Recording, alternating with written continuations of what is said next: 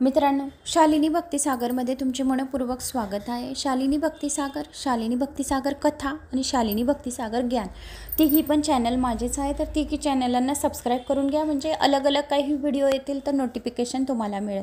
तर मागच्या व्हिडिओत दाक्षराजाची कथा तुम्ही ऐकली। कलावती राणीला चांगले असे ज्ञान प्राप्त झाले होते आणि कलावती राणीमुळे राजाला शिवपूजा करण्याचे अहोभाग्य झाले। तर राजाने भी शिवपूजन केले। तर शिव पंचाक्षर मंत्र ओम नमः शिवाय या मंत्राचा जप करत करतच राजाच्या असंख्य शरीरातून असंख्य जे पापरूपी कावळे होते ते बाहेर पडले आणि राजा कलावती राणीचा दोघांचा संसार खूप छान सुखा समाधानात चालत होता। तर हे शिवलीलामृत कथासारचे पारायणचे नक्की पारायण करा। या पारायणाने तुमची जी इच्छा असेल, मुलं ऐकत नाही, तापट असतील, हट्टी असेल, नवरा ऐकत नाही, काही घरात वाद विवाद आणि काही कमेंट्स पण आल्या होत्या। पहिल्या व्हिडिओमध्ये खूप साऱ्या कमेंट्सचे प्रश्नांचे उत्तरं दिली आणि असे पण मी खूप जणांना ज्या कमेंट्स येतात त्या मेसेजद्वारा मी तुम्हाला उत्तरं देत राहते। काही जण मोबाईल नंबर मागतात, जर मी मोबाईल नंबर तिथं लिहून दिला तर मला तर हजारो फोन चालू होऊन जातील, त्यामुळे मी मोबाईल नंबर देत नाही आहे। तर तुम्ही प्रश्न करा, मी उत्तर देते, तरी प्रत्येकाला 100% तर उत्तर देतेच मी। अजून एक प्रश्न आहे की ताई माझा नवरा दारू पितो, तर दारू पिण्यावर काही उपाय असेल तर तो सांगा। तर आता दारू पिण्यावर काय उपाय असेल तर हे शिवलीला अमृताचा जो तुम्ही श्रवण कथा करत आहे, तर त्या कथा करताना तुम्ही एक पाण्याची बाटली जवळ ठेवा, 2 अगरबत्त्या लावा आणि त्या 2 अगरबत्त्यांमधली रक्षा म्हणजे राख, तर ती जी राख राहते ना, भस्म म्हणतात त्याला, तर ते भस्म तुम्ही त्या पाण्याच्या बाटलीत टाका, प्रत्येकाला द्या। त्यात काही जादू टोना टोटका काही नाही आहे, पण त्यात काय आहे, शिवाचा श्रद्धा, विश्वास आणि आशीर्वाद आहे। त्यात तुमच्या मनाच्या काय फिलिंग्स आहेत त्या पाण्याच्या बाटलीत आहेत। तुम्ही कोणत्या हेतूने हे अध्याय ऐकत आहोत, कोणत्या हेतूने, कोणत्या इच्छा पूर्ण होण्यासाठी तुमच्या आत्म्यामध्ये जो शिव बसलेला आहे, तुमच्या परमात्म्यामध्ये जो शिव बसलेला आहे, तर ते सहजासहजी आत्म्यामध्ये परमात्मा बसलेला राहतो। तर तुम्हाला कोणत्या गोष्टीसाठी काय पाहिजे आहे, तर हे कथा श्रवण केल्यानंतर तुम्ही जे पाणी घुट घुट पिणार, त्या पाण्याने तुमच्या शरीरामध्ये पाणी प्रविष्ट होणार, तर तुमच्या शरीरात संपूर्ण स्वभावात बदल दिसेल। घरात भांडणं होत असतील तर ते भांडणं दूर होतील, घरात बरकती नसेल तर घरात बरकती येईल। आणि जे व्यक्ती दारू पिता आहेत, ज्यांचे मेसेज आलेले आहेत की त्याच्यावर काय उपाय आहेत, तर त्यांना पण हे पाणी प्यायला द्या। त्यांना असं नका सांगू की मी हे शिवलीला अमृत कथाचं पाणी देते आहे तुमची दारू सुटणार आहे। तुम्ही डायरेक्ट जर मनुष्य काही हट्टी असतात, काही चिडचिड करत असतील, दारू पिण्यामध्ये बडबड करतात, भांडणं करतात, त्यांना काहीच बोलू नका। तुम्हीच तुमचा स्वभाव बदलावा। ज्यावेळेस जेवणाचं ताट वाढणार, पाण्याचा ग्लास भरून देणार, तर त्याच पाण्यातल्या बाटली तुम्ही जी ठेवली आहे, पाण्याची बाटली जवळ, त्यातलं पाण्याचा ग्लास फक्त तुम्हाला त्या जेवण करण्याच्या वेळेस तो पाण्याचा ग्लास तुम्हाला भरून ठेवायचा आहे, काहीच बोलायचं नाही आहे। शिव बरोबर सर्व करून देतील आणि तुमच्या इच्छा पूर्ण करून देतील, एवढा विश्वास ठेवा। नक्की 4 महिने 6 महिने जर तुमची अटूट विश्वास आणि श्रद्धा असेल तर 7 दिवसातच फरक पडेल। किती दिवसात?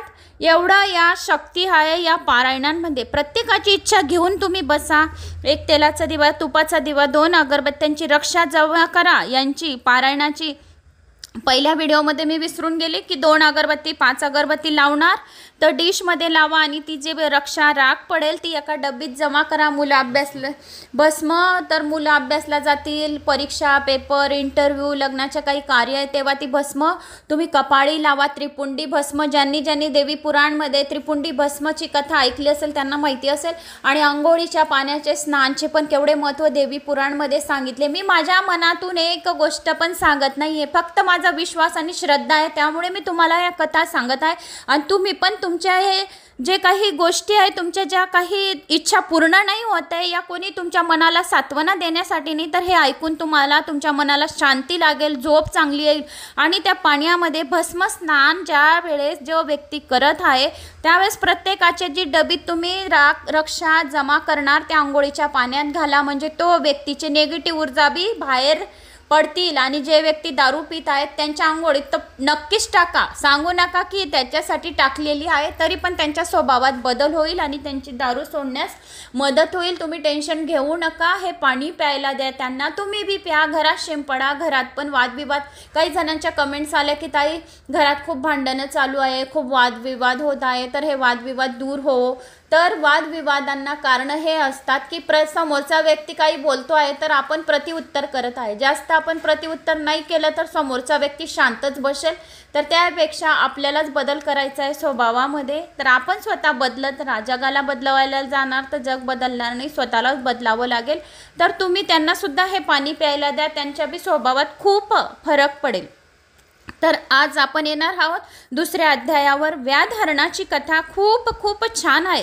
ही कथा जो पण ऐकेल त्याचे 7 जन्माचे दुःख दारिद्र्य संपूर्ण दूरच होईल. याने होईल 100% गॅरंटी. हे व्याधहरणाची कथा आहे. एक शिकारी आहे, 3 हरणांची कथा आहे. तर तो व्याध शिकारी करायला गेलेला महाशिवरात्रीचा दिवस होता त्या दिवशी, आणि या शिकारीला सुद्धा एवढे असंख्य पापे केलेली होती त्याने, तरी सुद्धा त्याचे जवळून भस्म झाली आणि विमान त्याला घ्यायला आली. आणि 3 हरणी होत्या. त्या तिघी हरणींनी संपूर्ण पुराण शास्त्र शिवपुराणाच्या गोष्टी संपूर्ण या कथामध्ये सांगितल्या आहे. कोणी? हरणींनी.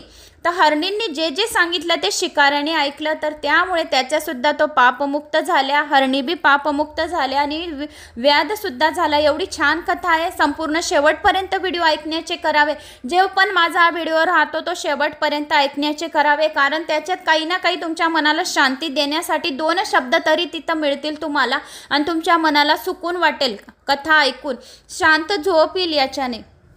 आपण पण ती रक्षा लावायची. स्त्रिया काय करतात? माणसाला मुलांसाठीच करत राहतात आणि आपण स्वतःसाठी काही करत नाही. तर बायकांनी बी आपण पण आपल्या स्वतःसाठी ते पाणी प्या आणि ती रक्षा लावा. म्हणजे आपल्याला बी जो अशक्तपणा वाटत असेल, डोकेदुखी, कंबरपणा, जडपणा, काही पण स्त्रियांना बी खूप त्रास होतात, पण स्त्रिया घराला संसाराला लावण्यासाठी ते त्यांच्या तब्येतीकडे लक्ष ठेवत नाही. तर बायकांनी बी लावा. आपल्या स्वतःची पण काळजी घ्या.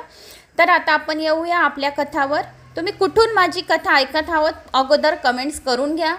एक लाईक करा. चॅनलला कोणी नवीन आलं असेल तर सबस्क्राईब करून घ्या. ऑलवर क्लिक करा. जास्तीत जास्त जणांना शेअर करण्याचे करावे. कोणत्या गावाहून माझी कथा ऐकत आहोत ते नक्की करा. माझा आत्मविश्वास वाढवण्यासाठी एक कमेंट्स, एक लाईक, एक सबस्क्राईब आणि शेअर करा. श्री गणेशाय नमो नमः. वक्रतुंड महाकाय सूर्यकोटी समप्रभ निर्विघ्नं कुरु मे देव सर्वकार्येषु सर्वदा. व्याधहरणाची कथा अध्याय 2. ज्या ज्या ठिकाणी नेहमी शंकराचे स्मरण चालू असते तेथे मुक्ती वास करत असते. जिथे जिथे शंकराच्या कथा चालू असतात तिथे स्वतः शंकर स्वतः उभे राहत असतात. त्यामुळे मोठी मोठी संकटे इतके चटकन नाहीशी होतात की त्या घरच्यांना समजत सुद्धा नाही. जिथे शिवकथा चालू राहतात, स्मरण करत राहतात, श्रवण करत राहतात, अर्चन करत राहतात, पूजा जप तप करत राहतात, तिथे कितीही मोठी मोठी संकटे असो ते त्याच्यापर्यंत येत नाही. ते बाहेरच नाश पावतात आणि कोसो दूर राहतात. हे शिवस्मरण मुद्दाम केले, चेष्टा करता करता गेले अथवा नकळत केले तरीही कोणत्या प्रकारचे नामस्मरण करण्यावर भोळा साम सदाशिव श्री शंकर प्रसन्नच होतो. ज्याप्रमाणे लोखंडाला परीस लागला म्हणून त्याचे जसे सोने होते, तसेच न कळत अमृत प्राशन केले तरी त्याप्रमाणे अमरत्व प्राप्त होते. अथवा योग्य औषधी आपणास न समजता भक्षण केली तरी रोग नाहीसा होतो. वाळलेल्या गवताच्या गंजीवर एखाद्या अजान बालकाने त्याला न समजता ठिणगी टाकली तरी ती सगळीच्या सगळी गवताची रात जळून खाक होते. त्याप्रमाणे कळत न कळत कसेही शिवनाम घेतले तरी नामस्मरण करणाऱ्यावर त्या व्यक्तीचा पापाचा नाश झाल्याशिवाय राहत नाही. एखाद्याने विनोदाने सुद्धा शिवाचे नाम घेतले असले तरी इतके लोक शिवनामाचा जप करतात, म्हणून एखाद्याने विनोदाने टिंगलाने चिडून बी म्हणून दिले, अरे हे असे का सारखे जीव गेल्यासारखे शिवशिव ओरडत आहे, माझे डोके उठले आहे. त्यांच्या या ओरडण्याने एकसारखे शिवशिव म्हणण्याने मला काय माहिती त्यांना कुणास काय ठाऊक मिळते. असे टिंगल करत करत बी कोणी म्हटले, मला तर काहीच समजत नाही, असा हे त्रागा करत आहे शिवशिव. पण असा त्रागा करताना शंकराचे नाव कळत न कळत त्यांच्या तोंडाने घेतले गेले. एवढेच काय, आपल्या स्वतःच्या घरातील मुलांची शंकराची नावे ठेवल्या असल्याने त्यांना सुद्धा दिवसभरात हाक मारताना आपोआप शंकराचे नामस्मरण झाले तरी भोळा साम सदाशिव लवकर प्रसन्न होतो.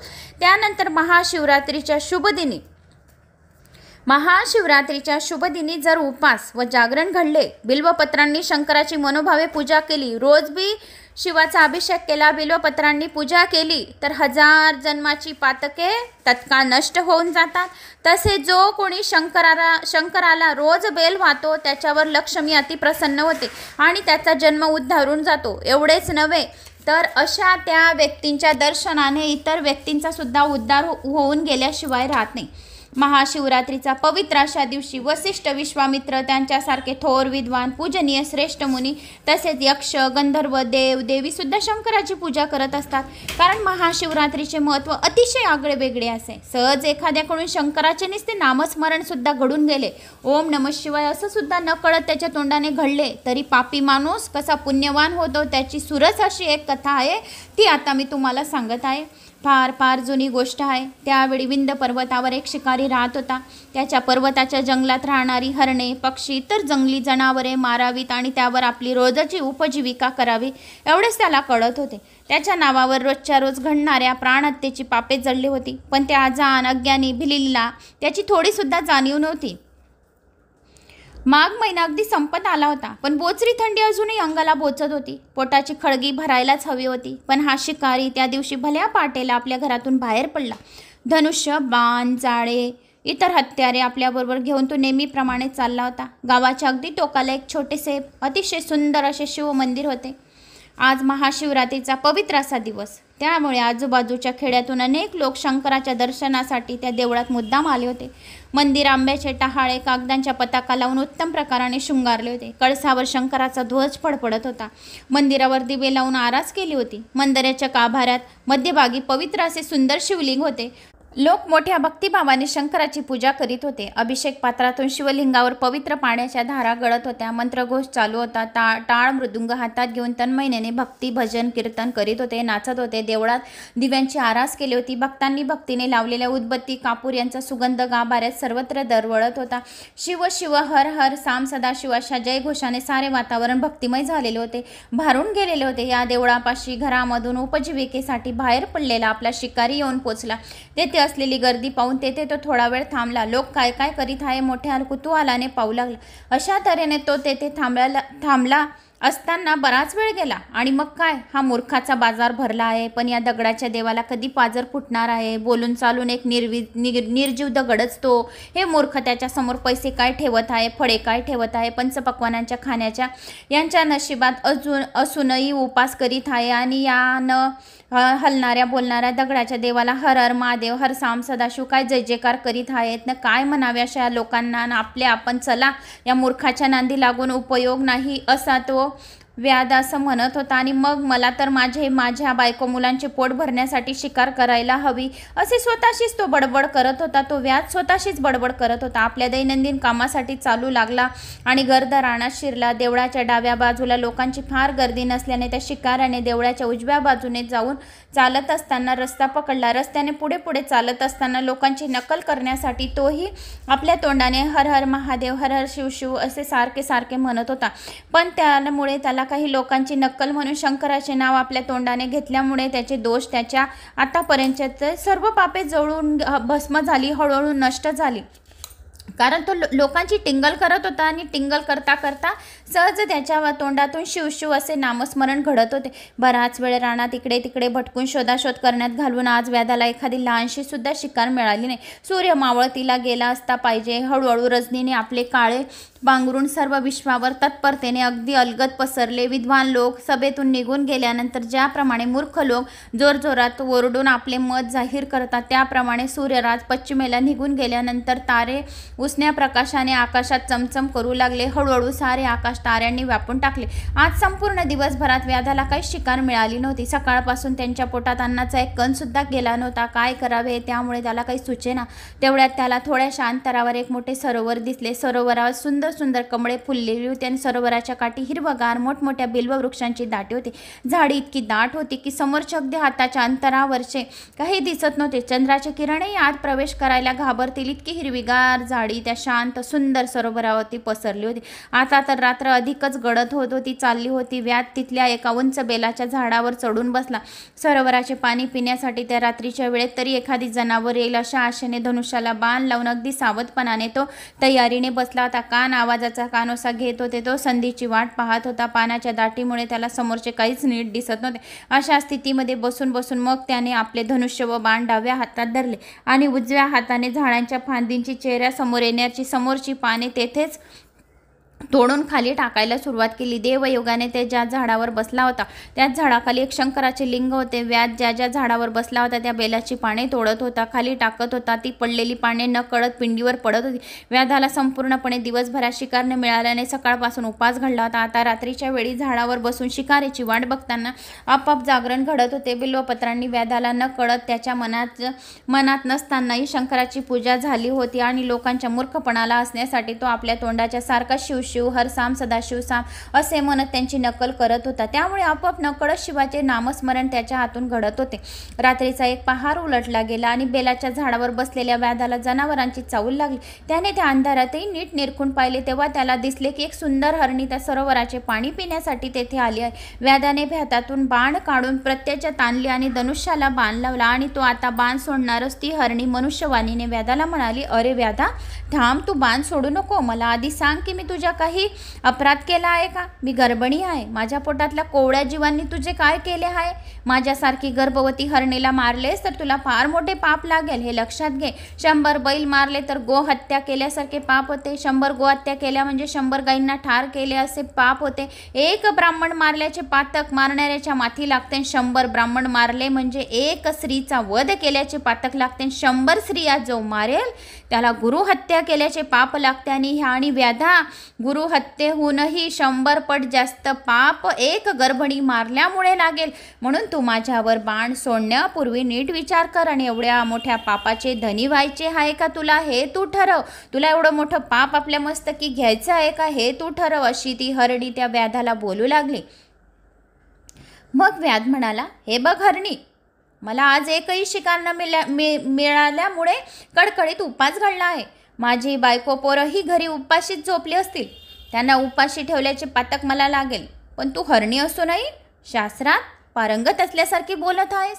हे कसे काय घडले याचे मला आधी सांग. आणि मला फार आश्चर्य वाटत आहे. तू पूर्वी कोण होतीस? तुला एवढे ज्ञान कसे प्राप्त झाले? हे सर्व मला तुझ्याकडून जाणून घेण्याची इच्छा आहे. आणि जर तू मला हे सर्व सांगत असशील तर मात्र मी तुझ्यावर दया करील, हे तू लक्षात घे. त्यावरती सुंदर हरणी त्या शिकाऱ्यात म्हणाली, अरे व्याधा, समुद्राचे मंथन करून त्यामधून देव दानवांनी जी 14 अनमोल अशी रत्ने बाहेर काढली त्यातले एक बहुमोल रत्न म्हणजे मी आहे. माझं नाव रंभा. मला पाहताक्षणी देव दानव दोघंही पार पागळले. माझ्या अंगाचा येणाराचा वास इतका सुंदर होता की त्या वासाने मोहित होऊन ऋषीमुनी आपले जप तप पूजा अर्चना ईश्वर साधना सोडून वेगाने वेड्यासारखे धावत धावत येत असत. माझे गाणे ऐकणे म्हणजे तर सर्वांना सुखाची एक पर्वणी वाटत होती. त्यामुळे माझ्या स्वरूपाचा आणि नित्य गायन केलेल्या नैपुण्याचा मला अतिशय गर्व झाला होता. मी अहंकारी बनून गेली होती. माझे वागणे पण तसेच झाले होते. माझ्यापुढे सर्व जग मला अगदी कपड्यासारखे तुच्छ वाटू लागले आणि मी भगवान शंकराला फार म्हणजे काय फारच विसरून गेली. रात्रंदिवस शंकराची भक्ती करणारी मी पण शंकराची भक्ती करण्याचे अजिबात सोडून दिले. शिवरात्र, सोमवार, प्रदोष उपासही मी नित्यनेमाने करीत असे. आता ते करण्याचे पण मी सोडून दिले होते. गर्वाने धुंद झालेल्या मला आता नशेत राहावेसे वाटत होते. अमृतापेक्षा मला दारू जास्त आवडू लागली होती. देवाचे अप्रव्य असे प्रेम लाथाडून मी हिरण्य नावाच्या राक्षसावर भाळून गेली. त्याच्याबरोबर मदहोश राहून मी पण दारू पिऊ लागली. असाच एक दिवस हिरण्य राक्षस शिकारीला गेला होता. देवांचा तर तो शत्रू होता. देवांचे नाव घेतले ही त्याला अजिबात आवडत नसे. तो घरी नाही हे पाहून तेवढ्यात भगवान शंकराचे दर्शन घेऊन यावे असे तिला वाटले. त्या दिवशी काय माहिती कोणास ठाऊक माझ्या मनाला असं वाटत होतं की गुपचूप कैलास पर्वतावर जाऊन भगवान शंकराचे दर्शन घ्यावं. मला तिथे आलेली पाहतात भगवान शंकर फार माझ्यावर रागवले. त्यांनी रागाच्या भरात मला शाप दिला, हे मूर्ख स्त्रिये, तू आता माझ्यासमोर येऊ नकोस. जा, त्या मृत्यूलोकात जाऊन तू हरणी हो. तुझ्या त्या 2 अत्यंत आवडत्या मैत्रिणी, त्या सुद्धा तुझ्यासारख्या तू सर्वजण तुम्ही मला विसरला आहेत, आता भोगा, आता आपल्या कर्माची फळे त्याही तुझ्यासारख्याच हरणी बनतील, तुझ्यासमोर मृत्यू लोकात तुझ्याबरोबरही त्या मृत्यू लोकात जातील. तुझा जो यार आहे राक्षस हिरण्य तो सुद्धा हरिण होईल, आता जा माझ्यासमोरून निघून जा, असे भगवान शंकराने त्या हरिणीला सांगितले. आणि पृथ्वी तलावावर मृत्यू लोकात जाऊन आनंदाने तुमचा सुखाचा संसार करा असा सांगितले. मी पश्चातापाने आणि दुःखाने रडत रडत शंकराचे पाय धरले. तेथे मी पुन्हा पुन्हा शंकराची स्तुती स्तोत्रे गायली आणि मला शाप द्या म्हणजे आशीर्वाद द्या अशी विनंती केली. तेव्हा भगवान शंकरांनी सांगितले, मला मनातून खरा पश्चाताप झालेला पण भोळ्या सांब सदाशिवाला, भोळ्या शंकरालाचा थोडासा राग कमी झाला. आणि मग मला शंकर म्हणाले, 12 वर्ष मी दिलेला शाप तुम्हाला भोगावाच लागेल. 12 वर्षानंतर तुम्ही शापमुक्त होऊन पुन्हा कैलास पर्वतावर याल, जा आता. आणि अशा रीतीने शंकराच्या शापाप्रमाणे आम्ही पृथ्वीवर मृगयोनी जन्म घेतला आहे. अरे व्याधा, मी गर्भिणी आहे, माझे दिवस पूर्ण भरले आहे, मला आता प्रसव वेदना सुरू होणार आहे, तेव्हा तू थोडा वेळ थांब, माझ्या घरी जाण्याची परवानगी दे. मी प्रस्तुत झाली, माझ्या बाळाला त्याच्या वडिलांच्या स्वाधीन करेन, लगेच तिथे येईल आणि लगेच तुझ्याकडे परत येते आणि मग तू तुझ्या धर्माप्रमाणे उपजीविकेसाठी मला जरूर मार. हातातले धनुष्यबाण खाली धरून व्याध म्हणाला, अगे मृगिणे, तू बोलतेस तर फार गोड ग, पण तुझ्या बोलण्यावर मी विश्वास कसा काय ठेवू? आपला प्राण तर प्रत्येकाला प्रिय असतो. तू येथून एकदा का जीवित गेलीस तर काय थोडी येणारे माझ्याजवळ मरायला, तेव्हा मला तुझ्यावर विश्वास ठेवता यावा यासाठी तू काहीतरी शपथ घे आधी. त्याबरोबर ती हरणी पुढे म्हणाली, तर मग व्याधा ऐक, मी शपथ घेते. ब्राह्मण कुळात जन्म मिळून सुद्धा जो वेदांचा थोडा सुद्धा अभ्यास करत नाही, रोजच्या रोज मनापासून स्नान सध्या करीत नाही, आपल्याजवळ असलेली विद्या दुसऱ्यांना देताना जो पैसे घेतो, त्याचप्रमाणे ज्याला भजन पूजन अजिबात आवडत नाही, अशा गोष्टींमुळे त्याला लागणारे पाप माझ्या शिरावर लागेल. दान देण्यासाठी जर कोणी तयार झाला तर तो त्याचे कोणी विघ्न आणतो. जो दान देतो आहे मध्येच कोणी थांबवलं, एवढं दान काबं देतं हे, दाराशी कोणी आलं थांबवलं की कोणी घरात बोललं तर जो विघ्न आणतो, आपल्या गुरुची निंदा करतो, तसेच शंकर विष्णू यांची निंदा नासलती करतो. ब्राह्मणांना एखादे दान देऊन तो पुन्हा त्याच्याकडे हिसकावून घेतो. विद्वान, सत्वशील, सदाचारी अशा ऋषींची निंदा करतो. आपल्या स्वतःचा धर्म सोडतो, दुसऱ्यांमध्ये भांडणं लावतो. त्यामुळे जी पातके लागतील ती सर्व पातके माझ्या डोक्यावर चढतील. तेवढ्यात देवळामध्ये पुराण कथा कीर्तन चालू असताना जो कोणी पानाचा विडा खातात त्यांच्या अंगावर कोड फुटते. देवळामध्ये जो कोणी मंदिरात जातो, पुराण कथा ऐकत असताना पानाचा विडा तोंडात जर घातला तर त्याच्या अंगावर कोड फुटते. जे कोणी देवळात रतिसुखात रमतात किंवा पती पत्नी मुद्दाम भांडणे लावून देतात ते पुढील जन्मी नपुसकी जन्मामध्ये असतात. दुसऱ्यांच्या वर्मावर जे मुद्दाम आघात करत असतात ते कावळे होतात. आपल्याला येत असून जो गुरु शिष्याला आपल्या जवळची विद्या देत नाही तो पिंगळा होतो. दुसऱ्याच्या गायी चोरून आणतात तो अतिशय अल्पायुष्य होतो. तो जो राजा आपल्या प्रजेला उगाच छळतो तो पुढील जन्मी वाघ साप होतो. एखाद्याने एखाद्या साधूचा छळ केला तर असा छळ करणाऱ्याचा निर्वंश होतो. घरात धान्य भरपूर असूनही आपल्या पतीला जी चांगल्या स्वयंपाक करून जी पत्नी खाऊ घालत नाही, व्रतवैकल्याच्या मोठा थाटामाठात पतीला अजिबात विचारत सुद्धा नाही, अशा स्त्रीला मृत्यूनंतर वटवाघूळचा जन्म मिळतो. असा नवरा दिसायला मनासारखा, आपला नवरा दिसायला मनासारखा अजिबात चांगला नाही, म्हणून ज्या स्त्रिया आपल्या नवऱ्याला सोडून दुसऱ्यांबरोबर राहतात त्या जन्मता बालविधवा होतात. एवढंच नाही तर व्यभिचार करतात आणि आपल्या आयुष्यात शेवटी वेश्या बनतात. ज्या स्त्रिया आपल्या नवऱ्याची नेहमी निर्बत्सना टिंगल करतात त्या पुढील जन्मात दासी बनतात. जे सेवक आपल्या धान्याचा विश्वासघात करतात त्यांना कुत्र्याचा जन्म प्राप्त होतो. नोकरांपासून रोजच्या रोज भरपूर काम करून घेतात, तो धनी त्याला ठरलेला पगार देत नाही, तो पुढील जन्मी भिकारी होऊन भीक मागतो, दारोदार हिंडू लागतो. पती पत्नीच्या सुखात चाललेला एकांत जो चोरून बघतो, जो पती पत्नींचा एकांत चोरून बघतो त्याची स्वतःची बायको पडून जाते आणि शेवटी तो अन्नाला माग होतो. जो दुसऱ्यावर करणी करतात ते भूतपिशाच बनतात. जी स्त्री मासिक धर्माचा विटाळ घरात कालवते तिचे पूर्वज नरकात पडतात. तिच्या घरी देव किंवा पितर कधीही पाय ठेवत नाही. देवाच्या देवळालयात दिव्याचे जे तेल असते ते चोरून नेतात, त्यांना जन्मता कधी मुलगा होत नाही. घरामध्ये स्वयंपाक करताना ज्या स्त्रिया नेहमी चोरून खातात त्या पुढील जन्मात मांजरी बनतात. आपल्या घरी आलेल्या अतिथीला शिळे पाके खायला घालून आपण स्वतः पंचपक्वानांचे जेवण करणाऱ्यांना स्त्रियांच्या पोटातले गर्भ आपोआप गळून पडतात. जी मुले आपल्या आई वडिलांना म्हातारपणी छळतात त्यांना मृत्यूनंतर माकडाचा जन्म मिळतो. आपल्या सासू सासऱ्यांना ज्या सुना उगाच त्रास देतात त्यांची मुले जगत नाही, ते मृत्यू पावतात. तरी ह्या व्याधा मी जर घरी जाऊन येते येते परत आले नाही तर वरील सर्व जे जे मी सांगितलं ते सर्व पाप मला लागेल अशी मी शपथ घेते. आता मला जाण्याची तू परवानगी दे. तेव्हा व्याध हरणीस म्हणाला, हे पतिव्रते, तू आता तर घरी जा आणि रात्र संपायच्या आत परत ये. व्याधा, तू खरोखर पुण्यवान आहेस, तुला तो कैलासनाथ शंकर प्रसन्न होईल. मी घरी जाऊन परत येते. असे म्हणून हरणी तेथून निघाल.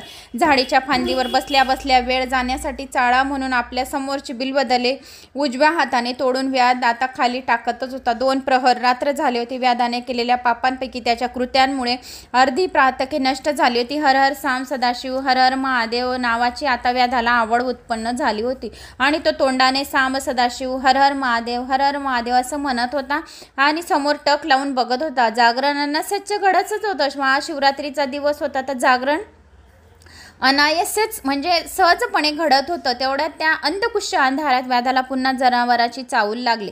आता ही शिकार आपल्या साधायचीच आहे असे मनाने त्याने व्याधाने ठरवले. बाण लावला. खरंच ते आता दुसरी हरणी पाणी पिण्यासाठी सरोवरापाशी आली. शिकार करण्यास तयार टपून बसलेल्या व्याधाला पाहून भयभीत होऊन ती व्याधाला म्हणाली, जरा थांब, बाण सोडू नकोस. मरताना इच्छा अपुरी राहिली तर मुक्ती मिळत नाही असे म्हणतात. मी पती सहवासासाठी अतिशय कामातूर झालेली आहे आणि आता माझ्या मनात संचारलेल्या कामामुळे माझे शरीर व्याकुळ झालेले आहे.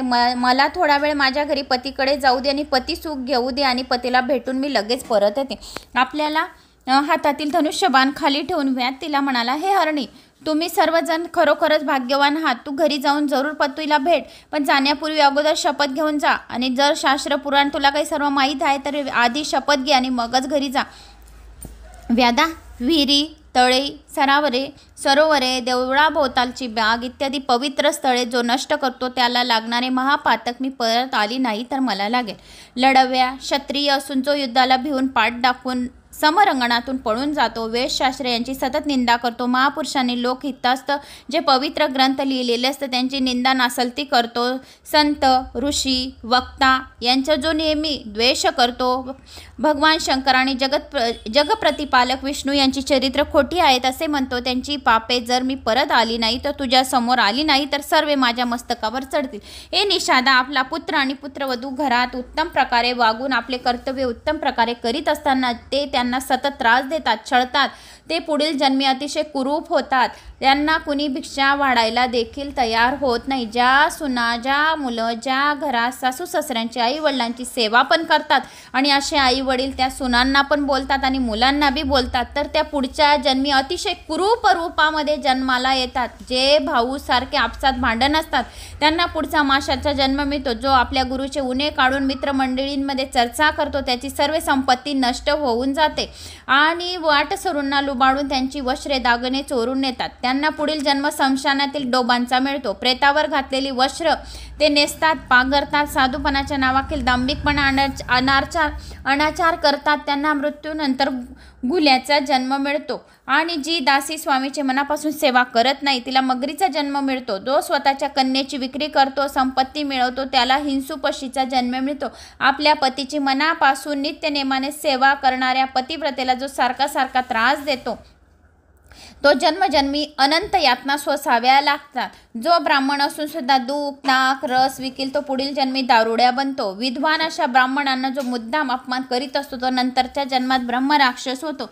दुसऱ्याने त्याच्यावर केलेला उपकार ज्याला परत आठवत नाही त्याला विष्ठेतून पडणाऱ्या जनताचा घाणेरडा जन्म मिळतो. जे काही संकटात राहतात आणि जे काही मदत करतात आणि त्यांना तो उपकार आठवण नाही राहत तर असे लोक जनताच्या घाणेरड्या विष्ठेमध्ये पडतात. जो ब्राह्मण खोटे श्राद्ध पक्षाला जेवायला जाऊन त्याची दिवशी स्त्री संगम करतो, ब्राह्मण ज्या दिवशी श्राद्ध पक्षाला जेवायला जातात आणि त्या दिवशी स्त्री संगम करतो त्याला मृत्यूनंतर कुत्र्याचा आणि डुकराचा जन्म मिळतो. जो मुद्दाम जाणून बुजून खोटी साक्ष करून घेतो सर्व पितर त्याचे नरकात जातात. 2 बायकांशी विवाह करून तो त्यातील फक्त एकावरच जास्त प्रेम करतो तो पुढील जन्म त्याचा गोचडीचा मिळतो. जो कोणी पाणी मुद्दाम अडवून ठेवतो त्याला मलमूत्र विसर्जन करताना तो जागी खूप वेदना होतात. जो साधूची, संतांची स्वतःच्या मुखाने निंदा करतो त्याच्या तोंडातील सर्व दात लवकर पडून जातात. जो कोणी देवळात बसून जेवण करतो त्याला क्षयरोगाची बाधा होते.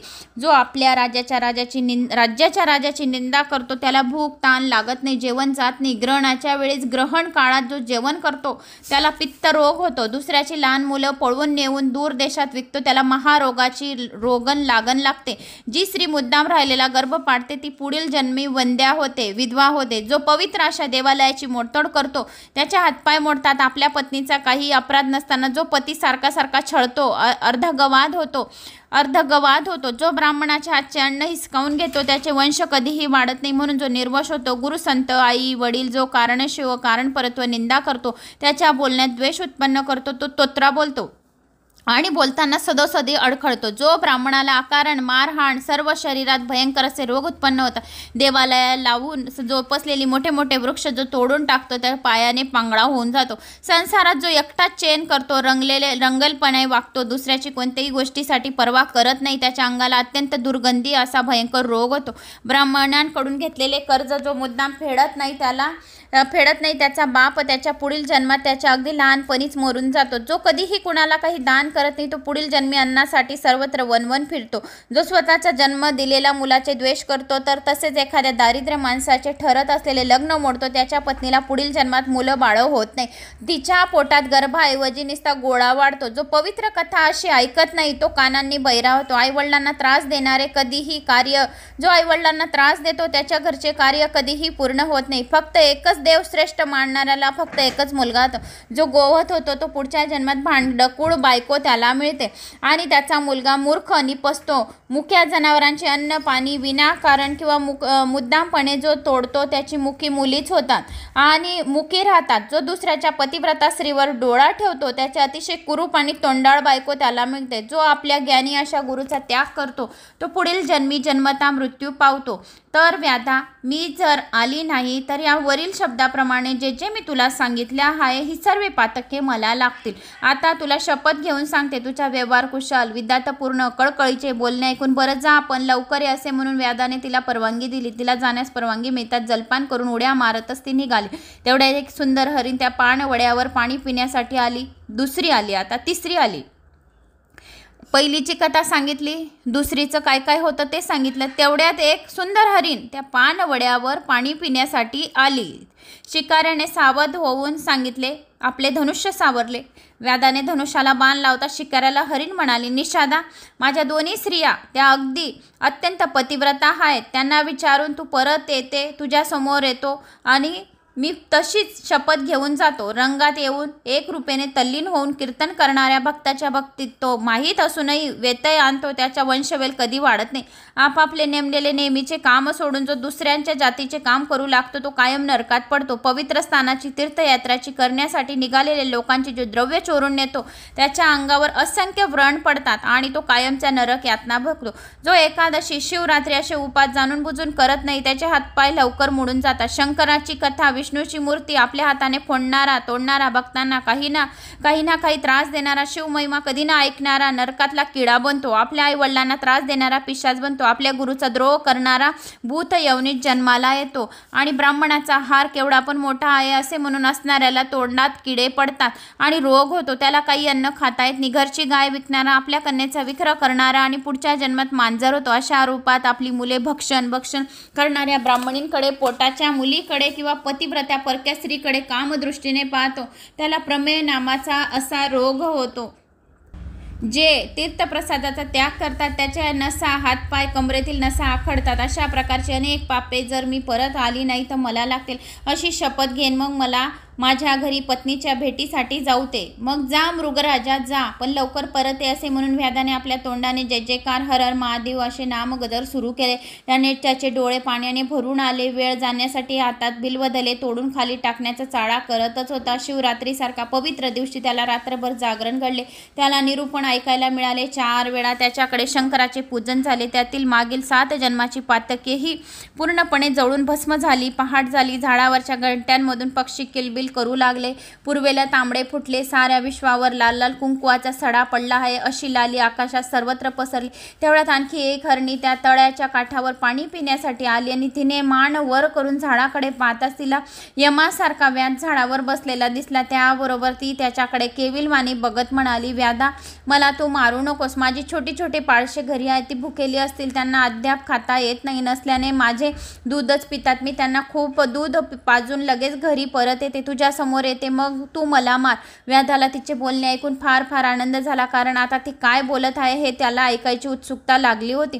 हरणीला म्हणाला, तू जर घरी जा, पण शपथ घेऊन जा. मग ऐक व्याधा, जो कोणी गुरांना खावयास आणि चांगले आणि योग्य असलेले गवत उगीच जाळून टाकतो, त्याची उगीच जाळून टाकतो, गाईला ब्राह्मणाला पिण्यासाठी पाणी मिळू देत नाही, त्याला क्षयरोग होतो, जो ब्राह्मणाची घरे स्वस्त लुटतो, त्याला सगळेच्या सगळे पूर्वज त्याचे नरकात पडतात, आई मुलात पती पत्नीत जो भांडणे लावतो, देव ब्राह्मणासाठी जो मान देत नाही, त्याची स्वतःच्या तोंडाने स्वतः निंदा करतो, यमराज त्याचे हातपाय तोडतो, जो दुसऱ्याच्या किंवा स्वतःच्या घरची चोरी करतो, कुठे कोठे साधू संतांचा सत्कार झाला तर त्याला मनामधून फार वाईट वाटते, त्याचे डोळ्यांचे आजार होतात, खूप दृष्टी अधुबधी बनते, जे लोक चांगली चांगली पुस्तके चोरून नेतात त्यांचे मुलं मुके होतात, जे उत्तम त्या शिरत्नी चोरी करतात ते अंधत्व येते, जे फार गर्व करतात त्यांना रेड्याचा जन्म मिळतो, आणि जो स्वतःच्या आयुष्यात अतिशय कंजूषपणाने वागून खर्च न करता पैसा निस्ता साठवून ठेवतो, तो एक पैसाही खर्च करत नाही, त्याला अतोनात वाईट वाटते, महाभुजंग बनून दुसऱ्याच्या धनाचे निस्ते रक्षण करून बसत राहतो, अशा दाराशी असलेल्या भिक्षकाला तो मुळीच भिक्षा देत नाही, त्याच्यावर भगवान शंकर कोपतात आणि त्याच्या जमा झालेल्या सर्व संपत्तीचा नाश होतो. जेवायला ताटावर बसलेल्या ब्राह्मणांना जो हात धरून त्या जागेवरून बाहेर घालवतो, त्याच्यासारखे अधम या जगात दुसरं कोणी नाही. पारध्या, मी जर दिलेल्या शब्दाप्रमाणे परत आली नाही तर सर्व पातके मला लागतील. हरणीचे हे धर्माला अनुसरण केलेले भाषण ऐकून गैरलेला व्याध मृदू स्वरात तिला म्हणाला, हे माते, जा, तू माझ्या घरी जाऊन तुझ्या मुलांना दूध पाजून त्यांना तृप्त करून मग परत ये. त्याबरोबर तळ्यातील पाणी पिऊन उड्या मारत मारत हरणी आपल्या बाळांकडे निघून गेली. थोडा वेळ गेला, पाहिली हरणी आपल्या घरी जाऊन प्रसूत झाली होती. दुसऱ्या हरणीने आपल्या घरी जाऊन पती सहवास लुटला होता, आपल्या रतिकिडेने पतीला संतुष्ट केले होते. तिसऱ्या हरणीने आपल्या घरी जाऊन आपल्या छोट्या छोट्या बालकांना दूध पाजून त्यांची भूक भागवली होती. मृगराजाने मग घरातील सर्वांचा निरोप घेतला आणि तो आपल्या तिन्ही स्त्रियांना म्हणाला, आता चला लवकर, आपण व्याधाला परत येण्याचा शब्द दिलाय, आम्ही पण तुमच्या बरोबर तिकडे येणार. अशी छोटी पाडसेही हरणास म्हणाले आणि मग ते सर्वजण धावत व्याध झाडावर बसलेल्या त्या सरोवरापाशी आला. मृगराजा म्हणाला, व्याधा, तुला दिलेल्या शब्दाप्रमाणे आम्ही तुझ्या स्वाधीन होण्यासाठी आलो आहोत, आता तू आमची खुशाल शिकार कर, पण सर्वांच्या आधी मला बाण मार, माझा प्राण घे. मृगराजाला धक्का देऊ नको. त्यात येणारी हरणी म्हणाली, व्याधा, मृग हा आमचा तिघांचा पती आहे, म्हणून आधी आमचा प्राण घे, तिघांचा प्राण घे. पतीच्या आधी मरण येणे हे भाग्याची गोष्ट असते, आपले धर्मशास्त्र सांगत आहे. व्याधा, आई वडिलांच्या मागे राहून आम्ही छोटी छोटी मुलं काय करणार, त्यापेक्षा तू आधी आम्हाला मार. आणि ते छोटी छोटी मुलं पण त्या व्याधाला बोलत होती. आई वडिलांना मागे सारून पुढे छोटे छोटे पाडस बारीक कोवळ्या आवाजात उद्गारले आणि अशा तऱ्हेने मरण्यासाठी त्याच्यात चाललेली चढाचढ पाहून व्याधाचे हृदय भरून आले. त्याच्या डोळ्यातून अश्रुधारा वाहू लागल्या. व्याध त्या बेलाच्या झाडावरून खाली उतरला आणि हरणाच्या पाया पडू लागला. मृगकुलांनो, मी तुमच्या दर्शनाने आज धन्य झालो. तुमच्या सर्वांच्या तोंडून वेदांत ऐकून माझी सर्व पातके पार जोडून भस्म झाले, विशुद्ध झालं, पावन झालं हो. माझे माता पिता गुरु सर्व काही आता तुम्हीच. आता संसार, बायको, मुले सर्व आळावरचे पाणी हे मला चांगले कळले आहे. सारी माया खोटी आहे, निरीच्छ झाले. भगवान शंकराचे पवित्र चरण मी कधी पाहिन, आता मला असे झाले. असे व्याध असे बोलत आहे. तोच आकाशातून दिव्य विमान खाली उतरले. विमानात शिवगण बसले होते, त्यांची तेजस्वी कांती झळकत होती. वाघाची कातळी आणि सर्वांच्या अंगावर शोभत होती. चारी दिशा त्यांचे चकचकणारे तेज मावत नव्हते आणि बरोबरीने आलेले सर्व किन्नर अनेक वाद्य वाजवत होते. यक्ष आपल्या हातात कर्णमधुर गोड आवाजात गाणी म्हणत होते. स्वर्गातले ते देव आकाशात जमा होऊन सर्वांना पुष्पवृष्टी करीत होते. हरणांचे सारे कुटुंब सर्व पुष्पवर्ष आनंदाने न्याहात होते. हळूहळू तेथील सर्व हरणांना आपले यापूर्वी मूळ स्वरूप प्राप्त झाले. व्याधांना त्यांना सर्वांनी साष्टांग नमस्कार घातला. मुखाने जय जयकार, शिव शिव, हर हर, साम सदाशिव असा जयघोष सुरू केला. परिसाचा स्पर्श होता. ज्याप्रमाणे लोखंडाचे सोने होते त्याप्रमाणे व्याधाचा उद्धार झाला. त्याला लगेच शिवगणांसह दिव्य रूप सुद्धा त्याला प्राप्त झाले. सर्वांच्या सर्व शिवगणांनी मोठ्या आनंदाने आदराने व्याधाला आता विमानात बसवले. रंभा सुद्धा आपल्या परिवारासह त्या देवांच्या दिव्य अशा विमानात बसली. सर्वजण वेदांची स्तुती करू लागले. वेदाला शंकराची पवित्र चरणापाशी जागा मिळाली, अक्षय स्थान मिळाले. आजही आकाशात आपल्याला ज्या 3 हरणी, 1 हरिण असे चार हरणे आणि वेदाची 1 चांदणी आपल्या तेजाने तळपणा आज सुद्धा दिसतात. अशी ही वेदाची कथा सर्वांनी नेहमी मनापासून ऐकावी. महाशिवरात्रीचे व्रत खरोखर फार मोठे आहे. ऐकणाऱ्यांची सर्व पापे ताबडतोब जळून भस्म होतात. कैलासनाथ शंकराचे पवित्र चरणाभोवती त्याला जागा भेटते. कैलासनाथला एक फेरी केल्याचे पुण्य म्हणजे हा अध्याय ऐकला म्हणजे त्याला मिळते. कैलासनाथ शंकराच्या पवित्र चरणाभोवती भुंग्यांप्रमाणे एकसारखी रुंजी घालून शिवनामाचा अवर्णीय सुगंध कवी श्रीधर यास प्राप्त झाला. अशी ही स्कंद पुराणातील कथा सज्जन लोकांनी नेहमी ऐकावी म्हणजे त्याचे अतिशय उत्तम प्रकारचे फळ त्यांना मिळाल्याशिवाय राहणार नाही. तर मित्रांनो, इथे आपली ही दुसरी कथा, दुसरा अध्याय संपलेला आहे. तर मला अशी आशा आहे की तुम्हाला माझा हा व्हिडिओ आवडला असेल. आवडला तर एक लाईक, चॅनलला सबस्क्राईब करा. कुठून तुम्ही कोणत्या गावाहून माझी कथा ऐकत आहोत तर गावाचं नाव कमेंट्समध्ये नक्की करा. जास्तीत जास्त जणांना, आपल्या मित्रपरिवारांजणांना, नातेवाईकांना शेअर करा.